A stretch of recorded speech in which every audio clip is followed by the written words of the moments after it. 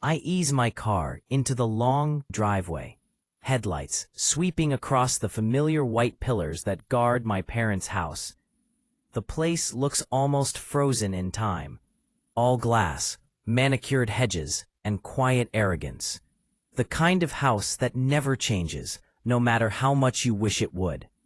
Before I continue, like this video and subscribe to this channel to get more interesting stories like this. It's been 4 years since I've been here. 4 long, ugly years. I told myself I'd never come back, but tonight isn't about nostalgia. It's about closure. The porch light flickers on, washing the marble steps in a pale glow. My hand tightens on the steering wheel as I stare at the front door. That perfect wooden door that's seen more secrets than any person should. I take a slow breath. The kind you take before a big meeting or a fight you already know you'll win. When I finally step out, the cold hits me. November air, sharp and dry. The kind that smells like smoke and old memories. My shoes echo against the driveway. Every step feels heavier than it should. The door opens before I reach it. Lucas. My mother's voice spills out, smooth and practiced, the kind of tone that sounds warm to strangers, but burns to those who know better. She's standing there in a long silk robe, pearls around her neck, like always. She looks the same, elegant, immaculate, and detached. Time barely touches her.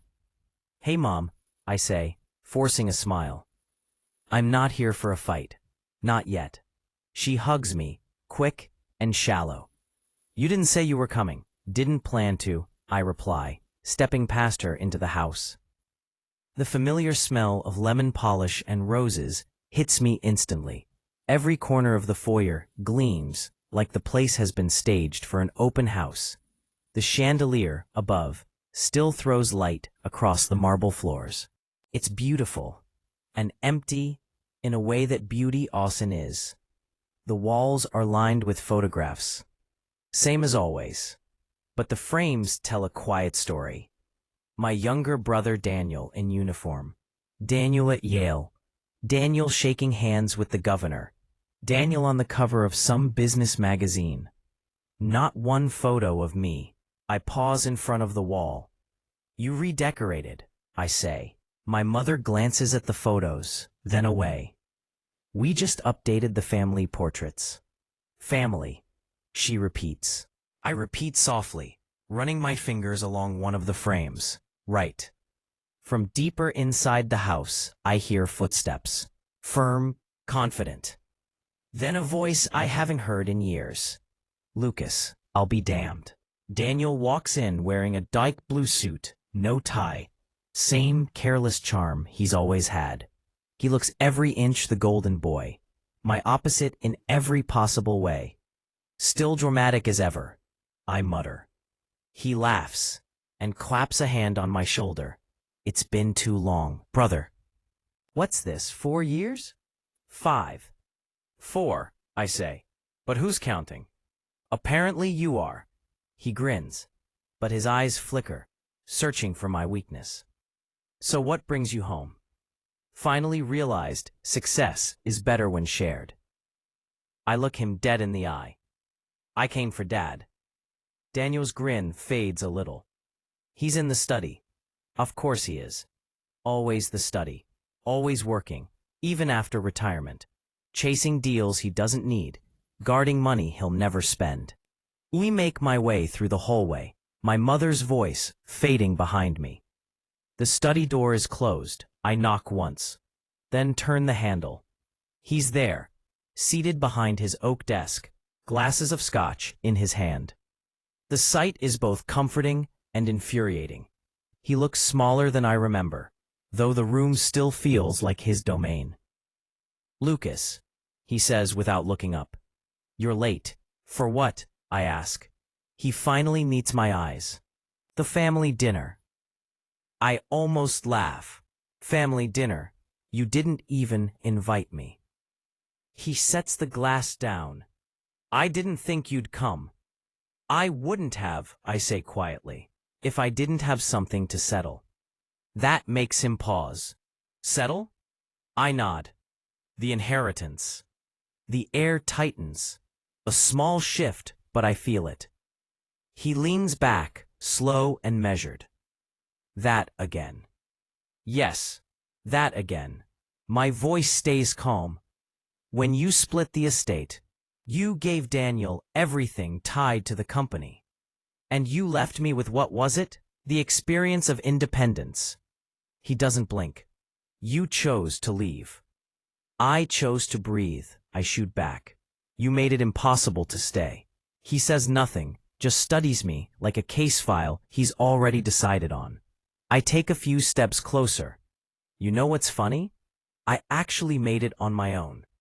Built a business, paid off my debts, learned what real loyalty looks like. And now that I have something, I figured it's time to visit the people who thought I'd fail. You want an apology? He asks. No. I let the word hang. I want acknowledgement. He sighs like I'm wasting his time. Lucas, some people are born to lead. Others are born to find themselves. You've done fine. You should be proud. Proud? I echo. You erased me from this family. You walked away, he says again. No, Dad, I whisper. You pushed. The silence that follows is thick, almost physical. The clock ticks on the wall, the same gold one that's been there since childhood. The sound used to comfort me. Now it just irritates me. Finally, I turn to leave. Dinner, right? Let's not keep the golden boy waiting. Dinner is exactly what I expect. Perfect plates, perfect manners, and conversation that cuts like glass. Daniel talks about his company's new contract. My mother praises his maturity, and my father nods like a proud investor. When my mother finally turns to me, she asks, "So, what have you been up to, Lucas?" I run a consulting firm, I say, cutting my steak. We handle crisis management for brands. Daniel smirks. Crisis management? You? That's ironic. Why's that? He sips his wine. Because you were the crisis. For a moment, I almost laugh. Same brother, same cruelty. Dressed in better suits now. I lean back and smile. Funny, most of my clients are the kind of people who underestimate the wrong person. You'd fit right in. The tension at the table is a living thing. My father sets down his glass. Enough. But the damage is done. And I can see it, the flicker of unease in Daniel's eyes. He's used to winning easily. Not this time. I glance around the room. The art, the polished silverware, the illusion of control. Everything here screams power. But it's built on fear, and I know it now. They taught me that power isn't about who speaks the loudest. It's about who knows when to stay silent until the right moment. And my moment is coming. After dinner, I step outside. The night air is cooler now. I light a cigarette, even though I quit years ago. The taste is bitter and grounding. The porch creaks behind me. Daniel joins me, hands in his pockets. You planning to stay long? Depends. On what? On whether the truth stays buried. He freezes. What truth? I turn to him, exhaling smoke. The one about how you got Dad's company. His jaw tightens. You're still clinging to that. I have proof, Daniel. The deal you made wasn't legal. You used my shares as collateral, without my consent. He laughs, nervous now. You can't prove. Oh, I can, I interrupt softly. And when I do, everything you built on it collapses. He stares at me, really stares, and for the first time, I see fear. Small, but real. You wouldn't, he says. Wouldn't I? I smile. You should know me better than that. I drop the cigarette, crush it under my shoe, and head toward my car. Behind me, the house glows warm and golden, a perfect picture of family unity. But inside, it's cracking. They just don't see it yet. I drive away slowly, my reflection flickering in the rear-view mirror. Same face, different man. And for the first time in years, I feel calm. Not happy, not angry, just calm. Because revenge doesn't need to shout. It only needs time. And time, I think, already owes me. The city looks different at night. Or maybe it's me. 4 years away changes what you see and what you're willing to overlook. I park outside my office, a quiet building with tinted glass and no signboard. Most people think it's a small PR firm. In truth, it's where I build cases, not legal cases, leverage, the kind that makes powerful men nervous, the kind I learned from watching my father.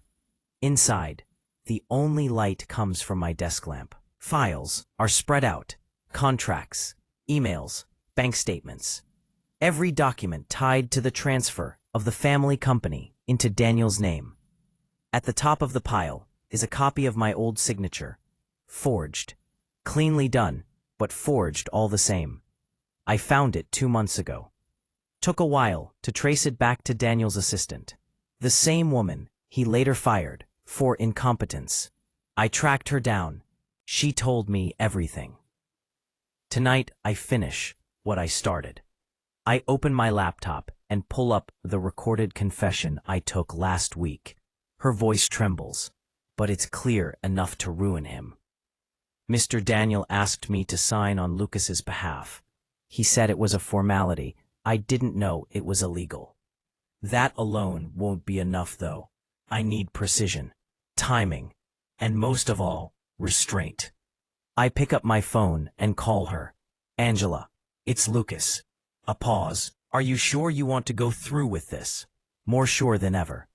She exhales softly. Then tomorrow, the press gets the story. I end the call and sit there for a while, staring at the city skyline through the window. There's a part of me that feels something like guilt, not for Daniel, but for the boy I used to be. The one who thought family meant safety. That boy died the night my father told me I was an embarrassment. By morning, it's everywhere. Business Insider, the Financial Post, even the Herald. Forgery scandal at Donovan Holdings. Internal documents leak, suggest fraudulent transfer of ownership. Daniel's face is plastered across every screen. My inbox floods with messages. Reporters, lawyers, old friends, suddenly curious again. I ignore them all. The phone rings. Unknown number. I answer anyway. Lucas, my father's voice, sharp and cold. What have you done? What you should have done years ago. Told the truth. You leaked confidential company records. I exposed a crime, I say evenly. Your son committed fraud. You're welcome. There's silence. Then, lower. Do you realize what this does to our name? Our name died when you traded integrity for convenience. He exhales heavily, and for a brief moment, he sounds old. Come to the house. We need to fix this quietly. Quietly, I repeat. Like you fixed me? He doesn't reply. I hang up. That evening, I drive back to the house. This time, I don't feel the weight in my chest. Just focus. As I walk in, the atmosphere is electric. Reporters hover outside the gates, shouting questions. The staff scurries through the hallways like shadows. My mother sits on the couch, wringing her hands. She looks up when I enter. Lucas, please. Whatever this is, stop it. It's already done. She stands, trembling. You're tearing this family apart. No, I say softly. I'm showing what was already broken. Before she can reply, my father storms in. He looks furious. But beneath it, I see fear. Do you have any idea what you've unleashed? He snaps. The board is panicking. Investors are calling for Daniel's resignation. I meet his gaze. Then they're finally doing something right. Don't be childish. Childish? I step closer. You called me a disappointment for not following your path. You erased me from every photo, every record. You wanted Daniel to be your legacy. Well, Congratulations. Now he is. He stares at me, chest heaving.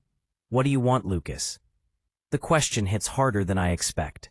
What do I want? Revenge? Justice? Maybe both. I want you to look at me, I say quietly, and admit that you were wrong. His jaw clenches. You're just like your mother, always emotional. I laugh bitterly. And you're just like yourself. Always right, even when you destroy everything around you. Before he can answer, Daniel walks in. His face is pale, his tie undone, the confident grin is gone. You proud of yourself? He says hoarsely. You ruined me. You ruined yourself, I reply. I just turned the light on. He shakes his head. You don't understand what you've started. Dad's going down too. Good, I say. He deserves it. Daniel's eyes flash. We think this makes you better than me? No, I whisper. It makes me free. He lunges at me, shoving me hard against the wall.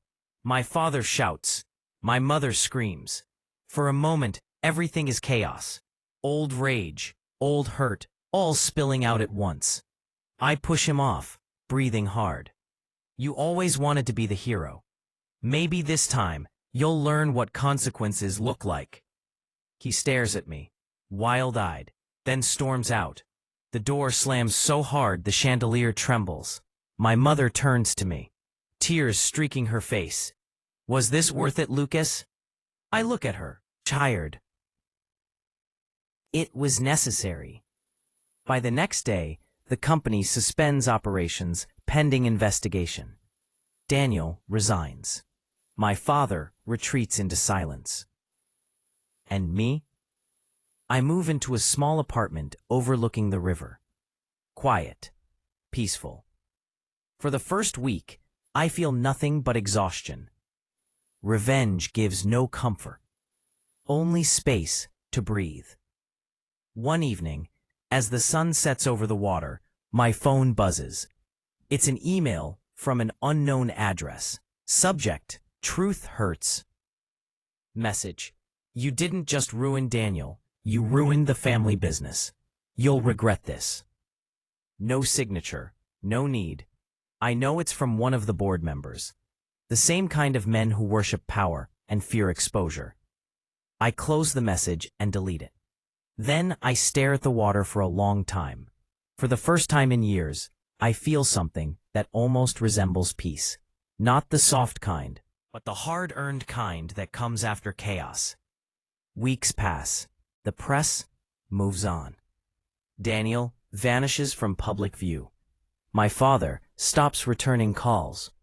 My mother sends a single text. I hope one day you find peace. I already have. But life has a strange sense of humor. One afternoon, I receive a letter. Real paper, handwritten. No one writes like that anymore. I open it carefully. It's from my father. Lucas, you've made your point. I was too hard on you. And I see that now. But what you've done cannot be undone. You destroyed Daniel, yes. But you also destroyed what little was left of this family's name. I built Donovan Holdings from nothing. You could have inherited it. Instead, you chose war. Still, I'm proud of your strength, even if I can't forgive your method. I won't ask you to come back. Just remember, revenge doesn't rebuild. It only clears the ground. Father. I fold the letter and place it in a drawer. I don't cry. I don't smile. I just sit there for a long time, letting the words echo. Maybe he's right. Revenge doesn't rebuild. But sometimes, clearing the ground is the only way to start again. A month later, I visit their house one last time. It's quiet now, most of the staff gone.